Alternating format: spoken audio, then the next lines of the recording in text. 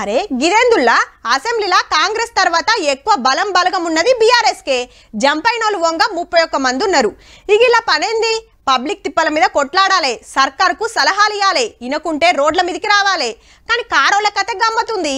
పెద్ద sir form హౌస్లా, చిన్న sir ఢిల్లీలా. మళ్ళా అసెంబ్లీకి వస్తే మూడో పెద్ద పార్టీ బీజేపీ. 8 మంది ఎమ్మెల్యేలు ఉన్నారు. మరి వీళ్ళేం చేస్తున్నారో కూడా అరుసుకోవాలి కదా. కమలం పార్టీలు జప్పున్నే మైదానంలోకి దిగిండ్రుల్లో. నిన్న నారీబేరి ఇలా రైతు సత్యాగ్రహం. కాంగ్రెస్ పార్టీ ఎలక్షన్లు ఇచ్చిన హామీల కోసం లడాయి అందుకుర్రన్నట్టు.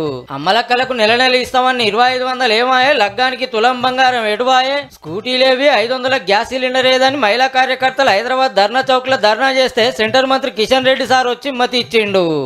7 నెలలైంది, ఇప్పటికి 20,000 రూపాయలు రేవంత్ రెడ్డి గారు ప్రతి మహిళకు బాకీ పడ్డాడు. 2 లక్షల రుణమాఫీ ఇంకెన్నడు చేస్తారు, రైతు భరోసా పైకం ఎప్పుడేస్తారు, పంటలకు బీమా చేస్తారా చేయరా అని కలెక్టర్ ఆఫీసుల ముంగట కూకున్నారు.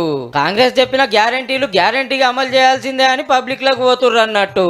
ఎంపీ ఎలక్షన్ల సుత ఎనమడుగురు గెలిచే వరకు కష్టపడితే ఇంకింత పతార పెరుగుతుందని ప్లాన్ కావచ్చు.